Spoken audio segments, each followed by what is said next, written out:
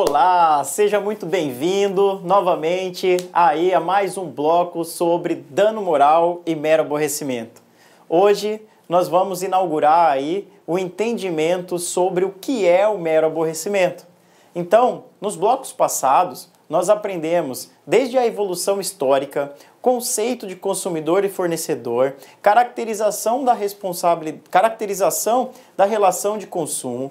Depois nós entendemos o que é um ato ilícito, o que é um abuso de direito, o que são perdas e danos, as consequências de uma responsabilidade civil, que é uma obrigação derivada. Aprendemos as espécies de danos, dano imaterial na modalidade moral puro, dano imaterial na modalidade moral in re ipsa, dano imaterial na modalidade moral provado, dano imaterial na modalidade moral presumido. Aprendemos também outras espécies de danos imateriais, como o dano imaterial da espécie imagem, dano imaterial da espécie estética.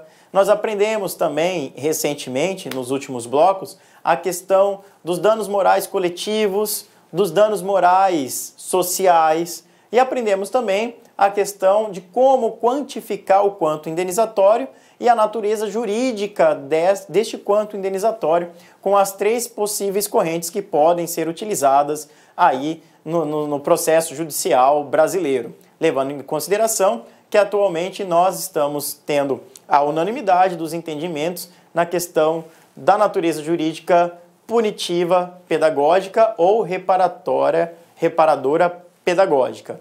Pois bem, partindo da premissa que nós já aprendemos muito aí nesse caminhar desses nossos blocos, sobre a responsabilidade civil no direito do consumidor, em especial o artigo 6º, inciso 6º, do direito do consumidor, do Código de Defesa do Consumidor, cumulado com o artigo 1º, inciso 3º, o artigo 5º, inciso 5º, inciso 10, inciso 32 e artigo 170, inciso 5º da Constituição Federal, nós vamos hoje, neste bloco, trabalhar a questão do conceito do que é o mero aborrecimento, né? Nós já aprendemos também as excludentes de responsabilidade civil e descobrimos que o mero aborrecimento não existe como excludente de responsabilidade civil, constantes no número clausus lá da Código de Defesa do Consumidor. Nós vimos a questão das excludentes: culpa exclusiva do consumidor, culpa exclusiva do terceiro, colocado o produto ou serviço no mercado, defeito inexistiu, razão de utilização de nova tecnologia não é considerado como defeito, a própria questão do abuso de direito, se for o exercício irregular de direito à quebra do nexo causal, a culpa concorrente, que também pode não estar constando no Código de Defesa do Consumidor, mas serve para sopesar aí o quanto indenizatório, e também aprendemos a grande diferenciação entre caso fortuito e força maior. Aprendemos que o caso fortuito é aquele elemento em que eu não consigo prever e é irresistível.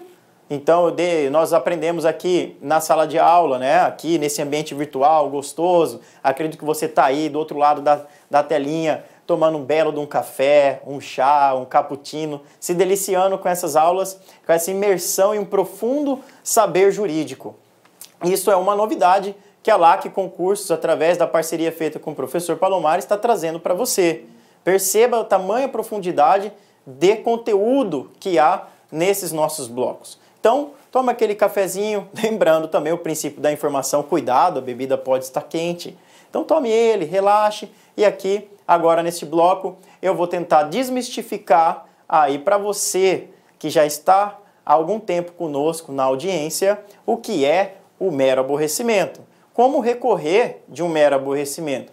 Quais são as consequências de um mero aborrecimento para a sociedade? Então, a partir desse bloco, vou trazer para vocês o nosso entendimento acerca do mero aborrecimento, com um conceito feito por nós, através de artigos científicos publicados em revistas jurídicas e livros, né, que nós temos aí sendo comercializados no mercado, e, evidentemente, trazer para você um maior grau de lucidez para poder fundamentar seus eventuais recursos e também até mesmo a sua própria petição inicial.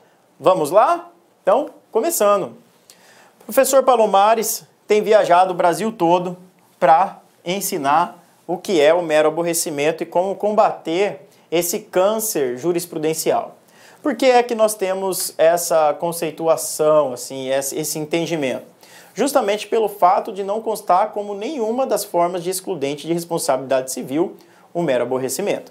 Então, aquele mínimo de previsibilidade que todo jurista tem, em que eu vou atacar com aquilo que a lei me tem, abuso de direito e ato ilícito para responsabilizar outrem. Aprendemos os tipos de responsabilidade, aquiliana, contratual, criminal, administrativa, ambiental, entre outros. Aprendemos as teorias, responsabilidade civil clássica, subjetiva, responsabilidade civil objetiva, teoria do risco. Então, dei uma ótima dica já lá atrás. Vamos identificar qual relação está inserida as partes para identificar de forma mais fácil qual ordenamento jurídico será aplicado ao caso prático. Então, se eu tenho uma relação jurídica de consumo, eu tenho um consumidor e um fornecedor, vai recair o Código de Defesa do Consumidor. Recaindo o Código de Defesa do Consumidor, a teoria aplicada é a teoria da responsabilidade objetiva, decorrente do risco da empresa, da atividade empresarial. Tá? Então eu tenho lá o risco da atividade, aquele que obtém lucro com a sua atividade, tem que comunicar, não pode comunicar, perdão, os prejuízos. Então, exemplificando, parafraseando aqui o nosso saudoso Risato Nunes, né? Ele nos ensina o seguinte: toda produção em série, em massa, vai ter defeito.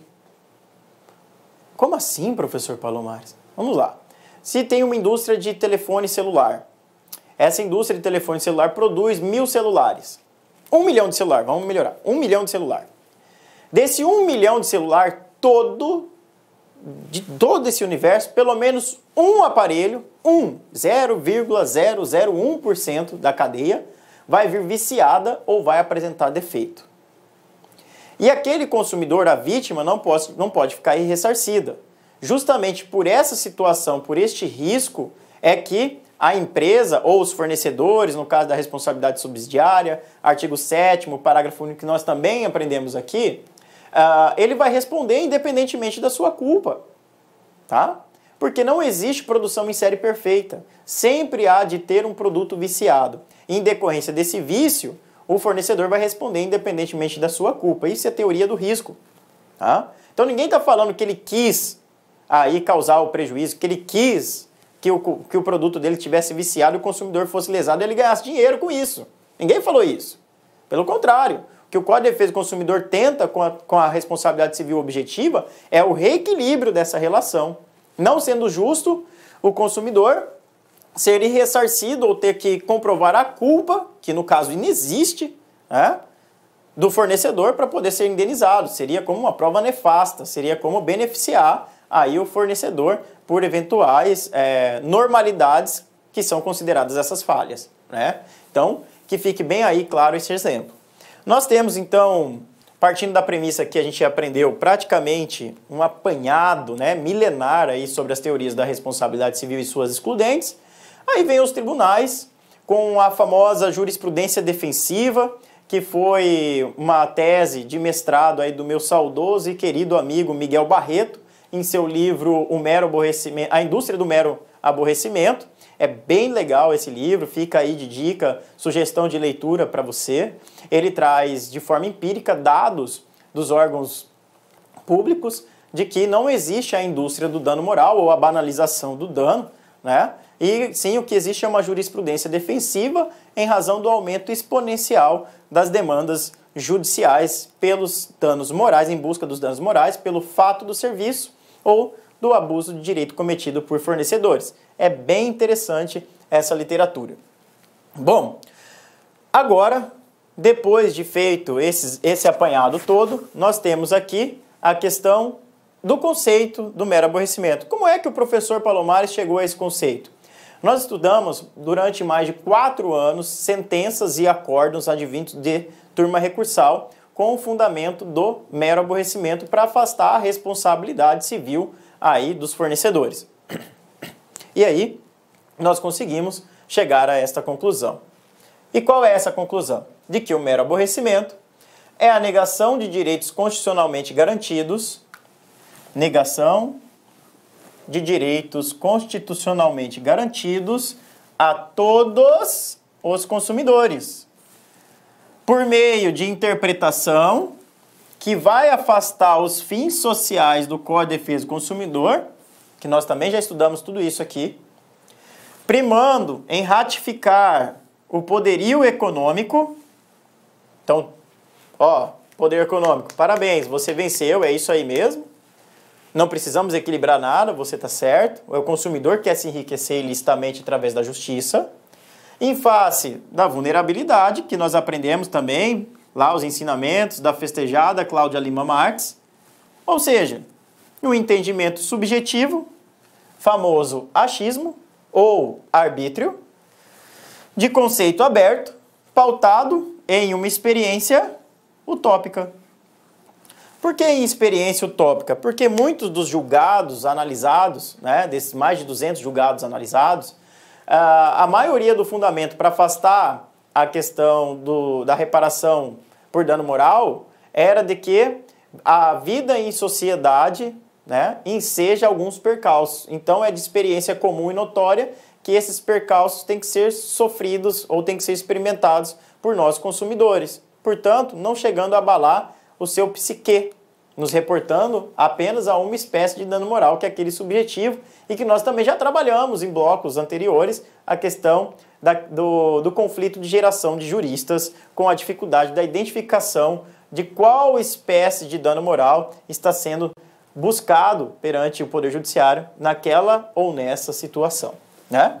Então, agora, esse bloco em especial, eu vou destrinchar o que é que nós queremos aqui dizer com este conceito. Vamos lá.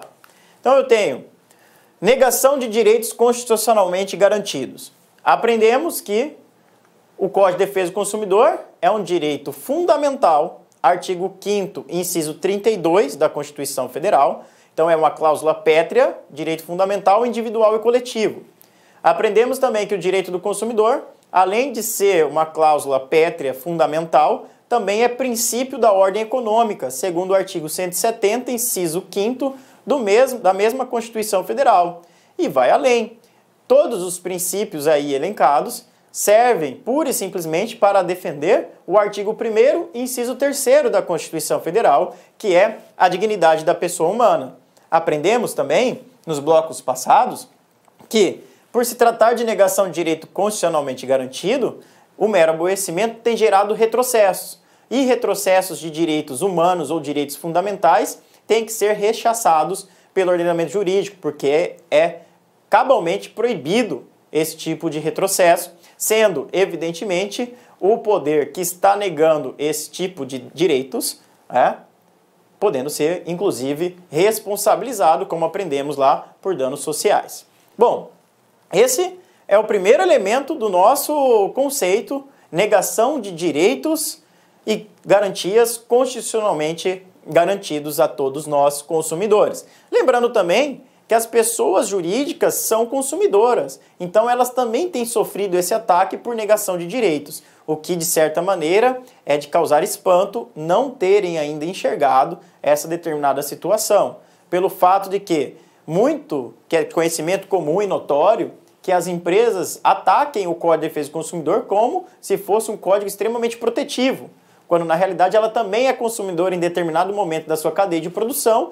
e também pode se utilizar aí do reequilíbrio dessa relação que já nasce desequilibrada através do Codex, né? Então, que fica aí essa crítica. Nós temos como outro elemento, interpretação que afasta os fins sociais da defesa do consumidor no Brasil. Então nós já aprendemos que é uma negação de direitos, decorrente de uma interpretação que afasta o fim social do direito do consumidor. É isso mesmo. Qual é a função social do direito do consumidor, conforme já explanado nos blocos anteriores? É promover aí novos direitos na sociedade e trazer uma maior qualidade de vida com os produtos e serviços ofertados com o mínimo de segurança e qualidade que se espera deles. A partir do momento em que eu nego esses direitos, falando que se tratam de meros aborrecimentos, que nós temos que aceitar esse tipo de desrespeito, essa falta de qualidade, nós temos aqui um afastamento do propósito da própria legislação consumerista, que é atingir a finalidade social dessas relações, que é promover um melhoramento da sociedade, das relações humanas, das relações consumeristas, dos produtos inseridos no mercado, da segurança, da qualidade, de todos aqueles princípios que nós já estudamos. Então, ao negar esse direito, interpretando aí de forma que afasta os fins sociais do Código de Defesa do Consumidor, novamente, nós estamos tendo o quê? Retrocesso de direitos sociais, e esses retrocessos de direitos podem ser combatidos através da própria responsabilização do Estado por abuso de jurisdição ou jurisprudência defensiva e aí ensejando danos sociais para toda a coletividade brasileira. Continuando, nós temos aqui primazia do poderio econômico em face da vulnerabilidade. Aqui é um outro ponto interessante. Quando eu nego direitos constitucionalmente garantidos ao consumidor vulnerável, eu estou o quê? Primando pelo poderio econômico. Geralmente isso acontece justamente pelo fato de que o poder econômico é sedutor. E a sedução do poder econômico faz muitas vezes que o outro poder não enxergue ou deixe de enxergar o seu real papel disciplinador, né? Então, nós temos aqui a necessidade urgente e premente da advocacia como função essencial à administração da justiça, colocar o vagão da justiça, que está aí seduzida pelo poder econômico, porque o poder econômico realmente é bem sedutor, né? Muito sedutor. Então, que está seduzida pelo poder econômico e que anda um pouco míope nas suas decisões, de colocá-la novamente no trilho, demonstrando que, olhe, poder judiciário, o que está acontecendo? Está havendo negação de direitos fundamentais. Com essa negação de direitos fundamentais, não está sendo atingido a função social do Código de Defesa do Consumidor. E pelo fato de não estar sendo colocado em prática a função social do Código de Defesa do Consumidor, a sociedade toda está adoecendo com péssimas prestações de serviços, com produtos ineficientes, com produtos com obsolescência programada que não são informados para o consumidor, gerando um superendividamento ou até endividamento desnecessário dessas famílias. Olha a consequência da negação desses direitos. Então essa interpretação faz com que o poderio econômico vença a vulnerabilidade e que não haja mais a busca deste equilíbrio. Então, o banco, por exemplo, a fila de banco, pode ficar 3 horas aí, não tem problema. Fica 3 horas, consumidor. Isso daí faz parte da vida em cotidiano. O senhor sabia, quando fosse deslocar até o banco, que poderia ficar até 3 horas. Então, o problema é seu, isso é um mero aborrecimento. Não me venha aqui no Poder Judiciário pedir indenização de dano moral. Qual foi a dor, a amargura, vexame e humilhação que o senhor sofreu? Nenhuma. Então, está banalizado o instituto do dano moral. Além de banalizado, está querendo se enriquecer à custa da justiça. Esses são os fundamentos que eu estou trazendo para você, que está aí do outro lado, que é colocado aí nas decisões judiciais. Então, perceba a nítida miopia que está havendo nas decisões judiciais em decorrência e primando aí pelo poderio econômico em face da vulnerabilidade. Justamente pelo fato de que, naquele conflito de juristas, uma fila de banco, é evidente que o consumidor não vai sair de lá e vai para o psicólogo, para um psiquiatra, porque passou 2, 3 horas na fila de banco. Mas há um desrespeito do outro poder, que é o poder legislativo, que legislou regulamentando essa situação, que todos nós sabemos que é muito difícil esse processo legislativo. Também há aquela frustração da legítima expectativa do exercício regular do direito do consumidor. E existe também a situação em que não vai atingir o critério pedagógico, que é o acessório à indenização reparadora. Lembra que a gente aprendeu recentemente nos blocos anteriores? Então, qual o porquê de eu contratar mais funcionários ou de eu melhorar a minha tecnologia para atender a população com maior qualidade, se eu não tenho nenhuma consequência e o Poder Judiciário acaba aí por ratificar essa minha ineficiência, falando que o que o consumidor brasileiro tem passado nessas filas de banco não se trata aí de dano moral, mas sim do mero aborrecimento, coisas que nós temos que aceitar no decorrer aí da nossa vida, né? Então, mais à frente, no nosso próximo bloco, eu vou trazer uma tese muito interessante, uma teoria que tem sido aplicada, que é a teoria do desvio produtivo do consumidor, que casou com uma luva aí na questão do nosso conceito de mero aborrecimento tem valor. E, continuando, nós temos aqui o entendimento subjetivo de conceito aberto. Por que entendimento subjetivo de conceito aberto? Porque mero aborrecimento para mim é uma coisa, mero aborrecimento para você é outra, mero aborrecimento para outro julgador é outra coisa. Então é um conceito aberto. E pelo fato de ser um conceito aberto, é caracterizado como um arbítrio em razão de tudo que nós já estudamos aqui. Não é uma excludente de responsabilidade civil, não afasta o dano propriamente dito sofrido pelo consumidor vítima e acaba o quê? Não trazendo os fins sociais do Código de Defesa do Consumidor, negando direitos constitucionalmente garantidos. Então, é um entendimento subjetivo. É como se eu perguntasse para você que está aí do outro lado. Vamos supor que você não gosta de alface. Eu pergunto, você gosta de alface? Aí você fala, não, eu não gosto. Eu pergunto, por quê? Porque eu não gosto. É simples assim, isso é arbítrio. Isso é subjetividade. Isso é condenado pela Constituição Federal. É justamente por isso que nós temos um processo cartesiano, em que eu tenho o mínimo necessário ali de previsibilidade. Qual é a previsibilidade? Eu ataco com as teses de responsabilidade civil e você se defende com as excludentes de responsabilidade civil.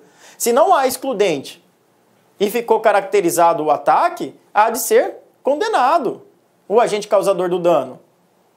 E não simplesmente falar, não, realmente houve o ato ilícito, mas ficar aqui nessa fila é um mero aborrecimento, então não tem consequência alguma. Inclusive vai ter consequência para você. Ó a jurisprudência defensiva. Você que manejou o judiciário tentando se enriquecer ilicitamente dessa situação, condena ainda em litigância de má-fé e honorários sucumbenciais. Olha a situação da inversão aí dos papéis, da negação de direitos fundamentais, do assédio, né, da questão do poder econômico em face do poder judiciário, da questão da sedução aí do poder econômico, né, que embaça a nossa visão. Então, que fique bem claro o entendimento subjetivo de conceito aberto. E aí, nós temos aqui empirismo utópico, que é aquela situação em que muitas vezes o julgador ou o próprio poder não passa por aquela situação, aquela experiência vivenciada pelo consumidor, mas julga como se tivesse aquela experiência. Então é um tipo de experiência que, em decorrência da sedução do poder econômico, não há que se falar aí quanto ao julgador, em especial aí o poder judiciário. E aí nós temos aqui o momento jurisprudencial caminhando para o fim, né? Que é algumas situações em que não há configuração do dano moral, para você ver que tudo que o professor Palomares conseguiu concatenar no conceito do mero aborrecimento, justamente por isso o mero aborrecimento tem um valor, e esse valor tem que ser mensurável em grau social, para fins de indenização por dano social em face do próprio Poder Judiciário, leia-se Estado, né, por abuso de jurisdição ou jurisdição defensiva. Nós temos aqui alguns exemplos sobre afastamento da responsabilidade do fornecedor inadimplente por abuso de direito ou ato ilícito, né, que gerou dano ao consumidor. Então, TJ Bahia, agora março de 2019, olha só que bacana. Consumidor, indenizatória, fila de banco.